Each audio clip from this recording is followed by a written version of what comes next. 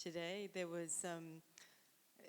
There's something very humbling when you hear an authentic response, and I think you gave all a bit of your own experience, a bit of your personal experience, but you also talked about it in the challenges of today. I'm so excited when I come to India. People ask me, what is the country I'm really enjoying going to at the moment? And I do always say India. And I think it's because there is just so much opportunity, and I think you represent opportunity as leaders in your own industry. But this country is just full of opportunity, and we are all going to drive it together. Because we have the ability, and not just because this is a Women Mining and Forum, but because we are men and women supporting diversity, and I think that's the most important message. So thank you for allowing me to say a few words. I really do wish you all the best. I hope that we actually will all have more contact, and that we actually do find ways, not just people in this room, but there are cultures that want to hear from you, other cultures who are going through similar challenges, but also have really amazing learnings that they'd like to share. And I think, certainly from our perspective as Future Call, we really want to create that platform just in our little world, but there are obviously just so many things for us to collaborate on. And so I know the world is in turmoil in many ways, but I'm an optimist. I have to cheer for hope, and that's in everything we do. And this is a really hopeful panel, and so I'm excited. Thank you.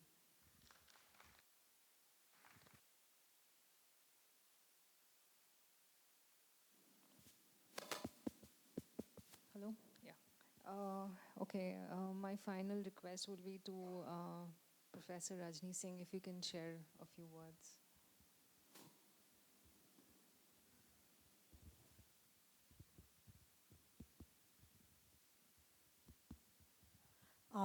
It was really great listening to Michelle, to Dennis, and to all the panelists out there. And, kudos to the entire team, to Nandini ma'am, and to Wim, Poonam, everyone for putting up this show. And there are a lot of takeaways, the people who are directly, indirectly involved with this entire sector. For them, I think the ones who are in the room here today, there are plenty of takeaways. I was very impressed with what Michelle said, that it's not through your gender that you lead, it's not through your age that you lead. And what Dennis said, that, she mentioned about some company in Australia which has really 40% of women in the front line. So when Jayashree says that, yes, we have to head towards that 50-50%, I believe in years to come, definitely, some companies in India would really, show up that way. But again, out of all the discussion, that we have had this evening, beautiful evening, with such an insightful, packed, intellectual discussion on the subject. On the one hand, because I recently traveled to one of the mining companies, and I have been interacting, recently with a couple of more such companies. What I see is, we have women in like 0.05% at workplaces, or maybe 1%, maybe 2%, whatever the figures be, whatever the percentage be. So there's too much of care on the one hand, so there's a lot of attention. And then, women really get, so happy with the kind of attention that they get. But on the other hand, again, see, this is so juxtaposing, a functioning at a workplace. So you get too much of attention and care and all that, right? But at the same time, on the other hand, there's so much of apprehension. Will she be able to do it? Will she be able to actually give her best? Should she be sent? So there's this looming anxiety on women's safety, particularly in the mining. So I think when we talk about women's safety, when we're talking about, women's, restroom, likewise, I visited one of the mining sites, and there are no restrooms, for men as well. So I think, how do we strike this balance that on the one hand, we have too much of, like attention given to, but at the same time, there's a huge looming apprehension. And there are companies which have trained women as operators, put them, like on task for it, but then they have not brought them to the field. So the training has gone wasted. So because of the lack of confidence and maybe the mindsets. So how do we look into that? So, I mean, a lot of food for thought. And I think sessions like this, more dialogues on this, can really, think us more thoughtfully on sustainability, the ability to sustain. So I congratulate the organizers and all the panelists, and I look forward to inviting some of you to ITISM Dhanbad. So we can have, so Nandini ma'am, this is just, a submission, and I have my deputy director, Professor Dheeraj Kumar. So we would love to, organize a similar kind of event. And he's also the director of TechSmen. So I believe we can have such panels more. Okay. Thank you so much. So I hand over to Poonam, and thank you once again to all the panelists for being so insightful. Thank you. Thank you, everyone.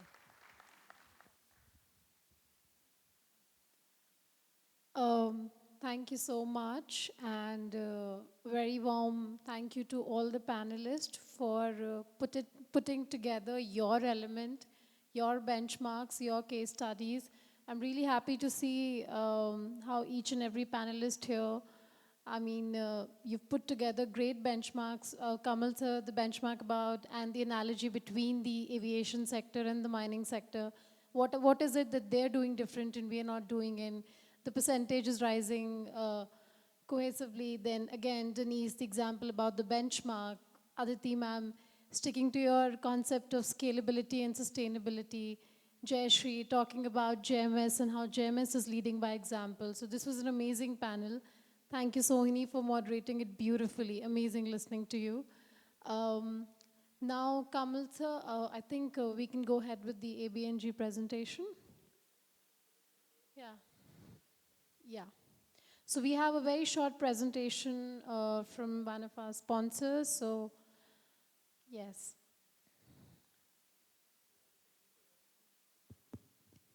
Gulit can do it, and I will pitch in between. She's a young mining Sure. engineer with the ABGM Jaipur office. Yes, yes. So I would really like to mention here that Gulit is one of the key members of Women in Mining India.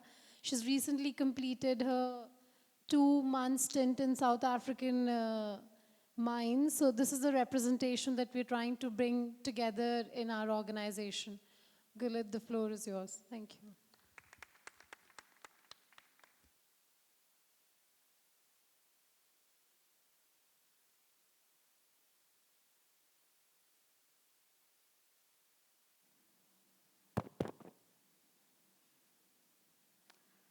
Good evening, everyone. Uh, Apologies, I wasn't prepared for this sudden transition, but yeah, that's how we do things in mining. So yeah, this is just a short presentation on today's topic about sustainability and safety integration within the mining culture. So let's get started. So first, we would like to talk about achieving safety. So this has actually been the norm that we have been trying to achieve safety, 100% safety, but there has been no initiative on how to go for that. So we do have regulatory frameworks which are actually guided by accidents, incidents, and all those things. But how do we proceed beyond that accidents and incidents? So we need to be initiative. We need to understand what and where we should start working at. So talking about achieving safety, we should always look at what kind of areas we are working at. So it should be very subject to personal areas. Like if it's a big mine, it's a mechanized mine, there would be different safety norms for that. But if it's a small mine, there would be conservative safety norms. So it should be very much towards what you are working at. So,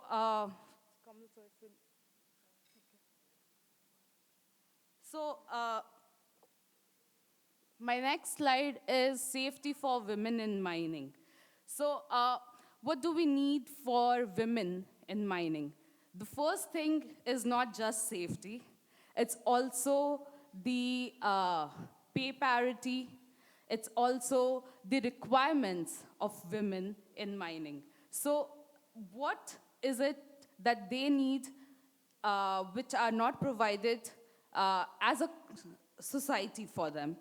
So for men, it's easier to go work because that has been the culture since a long time. But for women, it's very hard as a society, even now, in some remote areas, to understand, okay, how can a woman work with 100 men? This has always been a thought since a long time, and it's still going on. So this is what we need to change before we go into the safety areas. Once this thought procedure is changed, I think we can all get to the safety that we want for women in the mining industry. So I will come in here just for a minute, On this, there is an interesting anecdote which is there, like if you have a cap lamp, which should be fail safe. If a woman is inspecting a gallery, she's a ventilation officer, and she's alone at that point of time and the cap lamp goes off, what does she do in underground? Or if she is going for a geotechnical instrument monitoring in a stope in a metal mine and it goes off, she is absolutely helpless. So the PPE needs to be at a scale which is fail safe. And how do we do? Either we have a sort of alternate which can kick in when one system fails, or you have to devise a system which is at least 99.99% reliable, also light in weight, and there is a backup which is there with her. So these are simple things, but they are very important when you talk about the women's deployment and safety and well-being of the women in the underground.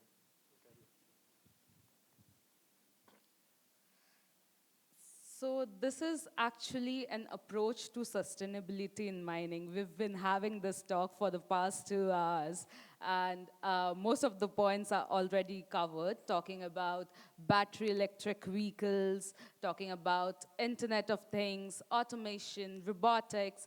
So yes, we are getting there.